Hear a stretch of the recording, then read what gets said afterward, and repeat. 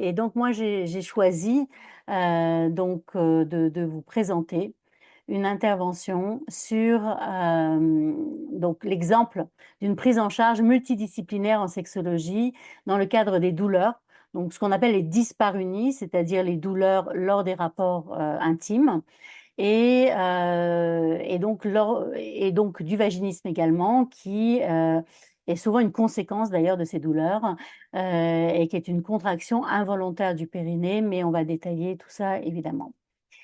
Donc d'abord, puisque voilà, moi j'ai le mauvais rôle de parler de choses, qui font souffrir. Pourquoi j'ai choisi ce sujet? Bah, tout simplement parce qu'il y a encore trop de femmes qui se présentent à mon cabinet et qui souffrent pour rien, parfois, des années, alors qu'il existe des solutions. Et les chiffres sont parlants puisque, voilà, on voit qu'une femme sur 5 souffre lors de rapports intimes, ce qui est quand même énorme. Mais alors on va se dire: «Comment c'est possible en réalité?» Bah, il faut savoir que la santé sexuelle et notamment des femmes, oh là, je suis partie trop vite, pardon, donc la no santé sexuelle et notamment des femmes, est une branche complémentaire d'abord pour les médecins, les gynécologues, les obstétriciens, qui en général d'ailleurs abordent ce sujet uniquement sous le prisme, de la reproduction. Bon, c'est en train de changer, mais voilà, c'est pour ça que c'est souvent pas très bien diagnostiqué encore. Ça bouge. Ce qu'il faut vraiment retenir, c'est que toute douleur est sentinelle d'une problématique médicale, psychologique ou relationnelle. Alors, pourquoi on n'en parle pas assez? Bah, tout simplement parce que notre culture, la plupart des cultures en réalité, banalisent complètement, les douleurs féminines. À commencer par nos mères souvent, mais et puis voilà, ça continue avec les soignants et c'est pas normal d'entendre encore, «C'est dans votre tête», vous savez, il y a beaucoup de femmes qui se plaignent de ça, «Faut prendre sur soi», «Ah bon, c'est passé la dernière fois? Bon, bah, attendez un peu, détendez-vous, reposez-vous, lâchez prise et ça passera aussi». Donc alors je passe aussi sur le syndrome méditerranéen, je ne sais pas si vous avez déjà entendu parler de ça, c'est un préjugé médical. Et donc qui dit que voilà, qui part du principe qu'une femme méditerranéenne, alors on va dire une séfarade chez nous par exemple, on va préjuger que lorsqu'elle se plaint de douleur, voilà, elle va faire son cinéma, il y a pas forcément grand-chose, alors qu'une voilà, alors on va continuer la caricature en disant une ashkénaze par exemple, elle, qui va effectivement se plaindre de douleur, elle va être prise plus au sérieux. Donc le syndrome méditerranéen, c'est véritablement un préjugé médical qui tend heureusement à disparaître aujourd'hui, mais qui parfois, malheureusement, persiste encore. Donc voilà, donc le problème, c'est que si on intègre la douleur comme quelque chose de normal, alors on va, pas remettre en question cet état de fait. Du coup, on se soigne pas. Et si on se soigne pas, eh bien, il y aura, une aggravation, un développement d'autres pathologies, voire même des psychopathologies. Donc le problème majeur, c'est qu'on nous a apprises de ne pas trop faire de bruit sur ce sujet et aussi de pas trop se plaindre, auprès de son mari, par exemple. Donc alors qu'au contraire, beaucoup de maris sont souvent choqués d'apprendre après des semaines, des mois, des années, qu'en réalité, bah, leur femme avait des douleurs et que, bah, il leur faisait mal, alors qu'ils pensaient, qu'elles étaient heureuses et qu'ils partageaient une intimité kadosh.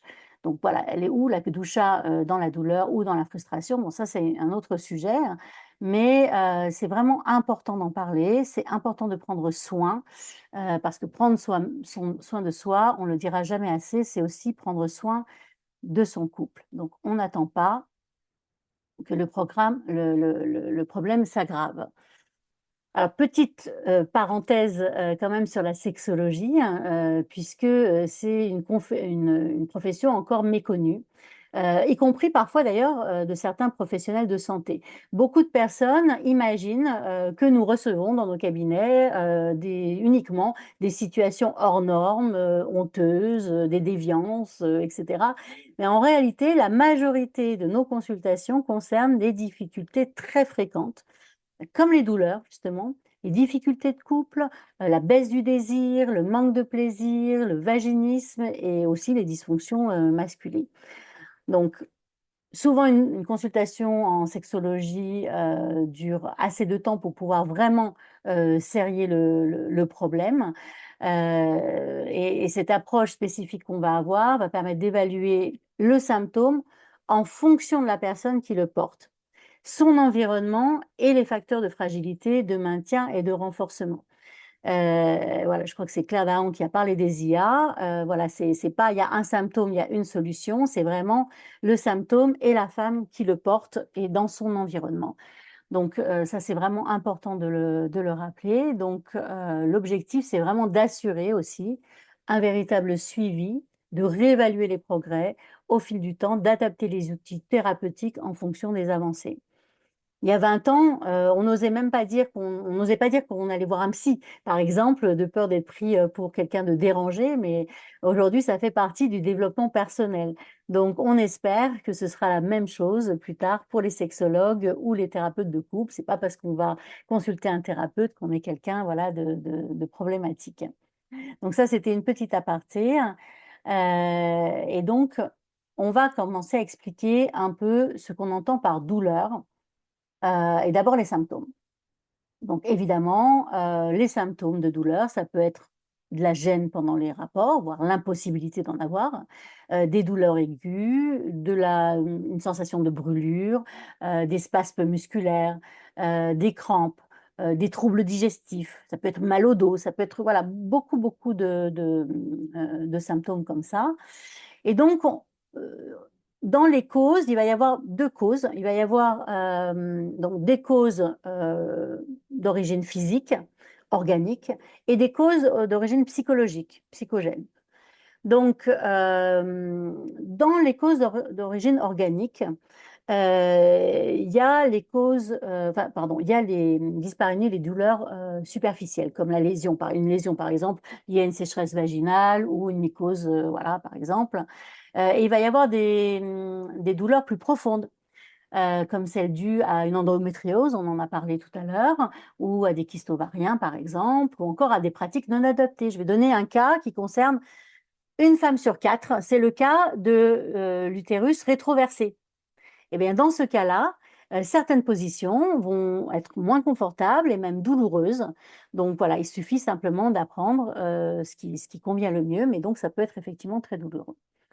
Alors, les douleurs, elles sont d'origine organique, pardon. Là, j'en ai cité quelques-unes, mais elles sont très nombreuses, donc on ne va pas toutes les détailler ici. C'est vraiment la gynécologue ou la sage-femme qui vont être compétentes pour poser un diagnostic. Il existe aussi de nombreuses autres causes, bien sûr, hein, voilà. Mais donc, c'est surtout pas ni à la patiente ni à l'IA de les reconnaître. Voilà, on perd du temps. C'est aux professionnels de poser le diagnostic et surtout, donc, on arrête quand ça fait mal. C'est très important de le souligner. Donc, on arrête et on va consulter. Donc, il y a effectivement des douleurs qui sont issues de causes psychologiques qui vont souvent entraîner la femme dans un cercle vicieux qui la fait souffrir. J'ai un blocage avec l'intimité, mon corps rejette toute forme d'intimité, ça me fait mal et ça renforce le blocage, etc. Donc la peur de la douleur, dans un rapport par exemple, peut engendrer elle-même la douleur. Alors le cas typique, c'est la première relation. À force d'entendre voilà, certaines copines bien intentionnées ou d'autres personnes de notre entourage dire ah ben tu vas voir la première fois, alors ça fait mal, hein. Donc ce qui n'est pas une vérité absolue, loin de là, je le précise. Donc du coup, ben, voilà, on a peur. Avec le stress, on respire mal, on se contracte, le périnée se met en mode défense. Voilà, on se contracte, on lubrifie moins. Et donc même si on utilise un lubrifiant, adapté ou pas, on n'a pas forcément appris à en remettre au fur et à mesure. On n'est pas forcément décomplexé par rapport à son utilisation. Et donc si on dit rien, si on force pour faire la mitzvah, d'accord, ou parce qu'il faut prendre sur soi, justement, eh ben, on va avoir un accroissement des frottements, des douleurs, voire créer des micro-lésions. Et donc, tout ça va augmenter le risque de ce qu'on appelle une dyspareunie vaginique réflexe. Et c'est souvent la dernière étape juste avant le vaginisme. Donc voilà, donc il faut vraiment déjà voilà, démystifier ces premières relations mais voir comment ça fonctionne. La culpabilité, la honte, les tabous autour de l'intimité sont aussi des raisons, souvent culturelles ou éducationnelles. Les expériences négatives antérieures, le comportement dans l'intimité, par exemple un contexte érotique absent. Donc voilà, on en a parlé aussi par rapport au désir, l'absence de préliminaires, la rareté des rapports, l'absence de désir, voilà, tout ça participe. Le conflit conjugal est un facteur déclencheur, même et surtout, j'ai envie de dire, si le conflit est sourd et qu'il a besoin de se révéler au grand jour, souvent il se révèle par une douleur, justement, par un problème dans l'intimité. On citera également les agressions sexuelles, parfois subies dans l'enfance, même chez nous, je tiens à le préciser. Et le cabinet du sexologue est aussi pour cela vraiment un espace sécurisé et confidentiel qui permet de libérer la parole. Donc sur les violences conjugales également. On citera aussi les violences gynécologiques ou obstétricales, puisqu'il y a un rapport qui est présenté la semaine dernière en France à l'Assemblée nationale, pardon, et qui a rapporté qu'une femme sur deux en avait été victime. Donc certaines peuvent les surmonter et d'autres, ben, chez d'autres, ça peut créer des traumas aussi. Voilà, donc la plupart des douleurs sont souvent, et le vaginisme sont souvent avec des origines multifactorielles et souvent associées aussi à une profonde méconnaissance du corps. Et c'est là que le sexologue joue un rôle d'éducateur à l'intimité majeure. Et le premier volet, ça va être évidemment la connaissance de l'anatomie féminine. Et pas seulement des appareils reproducteurs. Voilà. Donc voilà, je répète, toute douleur est sentinelle d'une problématique médicale, psychologique ou relationnelle. Donc on n'attend pas pour consulter. Donc, le cas spécifique du vaginisme, bon, c'est un trouble qu'on appelle, voilà, dont il faut vraiment parler pour lever les tabous, parce que malheureusement, il est assez fréquent dans notre communauté. Il est souvent lié à une appréhension de l'intimité et va provoquer une contraction. Donc, c'est vraiment la définition du vaginisme, ça va être la contraction involontaire du périnée. D'ailleurs, le terme vaginisme n'est pas forcément approprié, hein, puisque donc le périnée, ce sont les muscles qui entourent le vagin et l'entrée du vagin. Et donc, il n'est pas, c'est pas douloureux en soi, mais ça rend toute forme de pénétration difficile, voire impossible dans certains cas. Donc, le cercle vicieux, eh bien, c'est plus la femme va redouter, plus le corps va se protéger en se contractant, et si on force, ben, ça crée une douleur. Et le risque de le vaginisme total peut apparaître, bien qu'il était peut-être partiel au départ.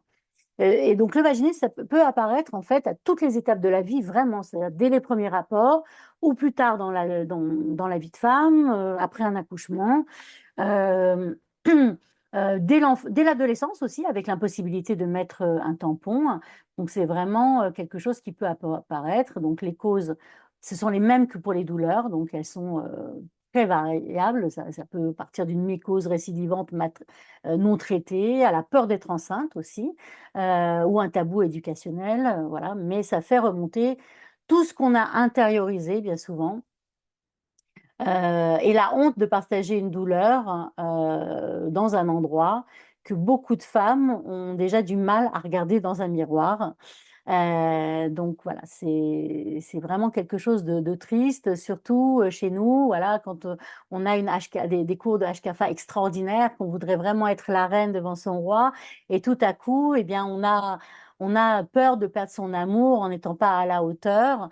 Et oui, les femmes aussi, elles ont des injonctions de performance, et donc ça n'aide pas. Donc il faut en parler, il faut surtout retenir que ce n'est pas volontaire, ce n'est pas une maladie, hein, c'est un trouble, et ça se soigne. Donc, le but était de parler d'un parcours, d'une prise en charge multidisciplinaire. Donc, évidemment, je vais vous parler surtout ben, de la place du sexologue dans ce parcours.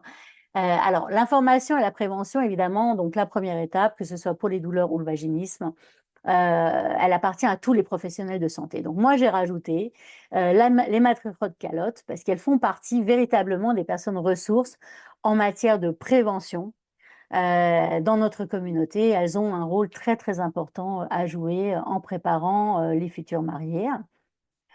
Mais dès qu'on va rentrer dans l'identification, donc ici d'une douleur, alors on va s'orienter vers la gynécologue, la sage-femme ou la dermato spécialisée en pathologie vulvaire. Mais on peut aussi directement envoyer chez le sexologue, chez la sexologue, pardon. Surtout s'il y a un délai pour le rendez-vous, par exemple chez la gynécologue. Voilà, on ne va pas attendre parce que la sexologue, elle va prendre le temps. Vous avez vu une anamnèse, c'est-à-dire le questionnaire vraiment de la première consultation, peut durer 45 minutes, 1 heure. Elle aura pris le temps pour écouter. Et elle pourra déjà proposer un pré-diagnostic avec des pistes à explorer pour les autres professionnels de santé et on va gagner du temps. Donc, voilà, et surtout, voilà, dans notre exemple, une fois qu'on aura évidemment écarté toute cause pathologique, la sexologue sera tout à fait amène de prendre en charge la patiente à travers sa formation clinique et pratique, mais également d'accompagner le couple dans l'intimité.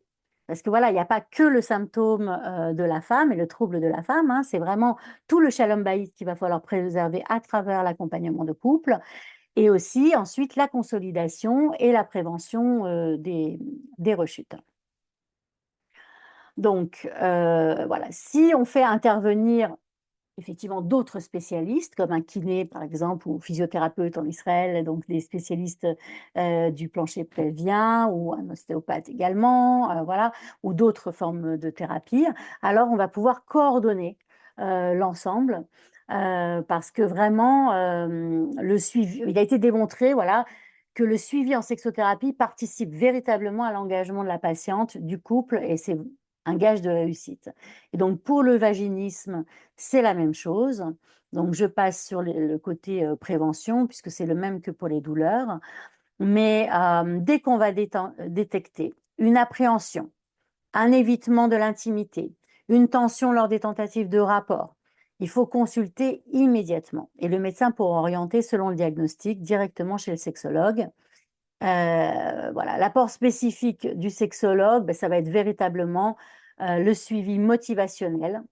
Il pourra démarrer tout de suite une rééducation périnéale avec des dilatateurs, par exemple, des préconisations de massage, des exercices à faire chez soi, réévaluer au rythme de la patiente, avec un rythme soutenu, voilà, et valoriser la progression. L'accompagnement, c'est vraiment capital. C'est pourquoi moi, par exemple, je propose des programmes de coaching thématiques, donc pas seulement pour les douleurs et le vaginisme, mais voilà, c'est important d'avoir effectivement un suivi. Ça fonctionne en général assez bien, mais si ça ne suffit pas, eh bien, évidemment, on va adresser un kiné là aussi, ou une sage-femme pour une rééducation plus spécifique. L'objectif, vous le comprenez dans ce que je propose, dans ce continuum de soins, c'est pas d'appliquer une méthode unique, mais c'est vraiment de construire un accompagnement véritablement personnalisé. Et donc, accompagner également, pour ce qui est du sexologue, l'adaptation de l'intimité parce que bon, le vaginisme, ça peut constituer un vrai problème de shalom bayit dans le couple. Donc, il y a des solutions là aussi. On va expliquer, on va adapter et puis on va aider à la reprise graduelle d'une sexualité aussi épanouie que possible dès que les rapports seront de nouveau possibles. Donc voilà, on travaillerait également à la reprise de la confiance, pardon, renforcer le plaisir émergent et toujours anticiper les rechutes. Aucune femme ne devrait avoir à choisir entre souffrir et préserver son couple. J'ai rien, il se passe rien. Il faut rester avec ses douleurs, c'est s'infliger une souffrance qui n'a pas sa place dans l'intimité juive. Donc si vous souffrez, n'attendez pas, consulter. Professionnel de santé et du bien-être, adressé à une sexologue pour le suivi d'une bonne santé sexuelle, parce que la régularité du suivi, donc c'est un des facteurs majeurs de réussite. Il en est d'ailleurs de même pour l'absence de désir ou le manque de plaisir, hein. Et ça, c'est la sexologue qui va être la spécialiste pour aider à conquérir ou reconquérir votre féminité et la joie dans votre corps et votre couple. Voilà. Donc, je termine avec cette diapo effectivement, pour expliquer que, bah, la visio est particulièrement adaptée aussi au métier de sexologue puisque voilà, on ne n'ausculte pas, mais elle permet justement de consulter plus auto, hein. On va transformer le temps de trajet, en temps thérapeutique, et éviter que les difficultés ne s'installent durablement. C'est une discipline, en fait, la sexologie, avant tout clinique, verbale et relationnelle. Donc en visio, c'est vraiment top. On peut alors en présentiel évidemment aussi, hein, parfois c'est plus pratique parce qu'on est sûr qu'il y aura pas les enfants, qu'on sera pas perturbé et cetera. Mais c'est vrai qu'en visio, ça marche très bien. On peut partager les documents en ligne, envoyer par mail ou par WhatsApp. On peut montrer des tutos, on a des modèles pédagogiques qu'on peut montrer. On peut, voilà, utiliser tout un tas d'outils et de techniques, thérapeutiques. Et sauf que voilà, lors d'une consultation en ligne, on est avec une professionnelle qui a une formation validée, théorique, clinique, pratique supérieure, hein. C'est pas les influenceurs, voilà, qui s'auto-improvisent, et donc voilà, de préférence évidemment une formation, universitaire. Donc voilà, je vous remercie pour votre attention. Donc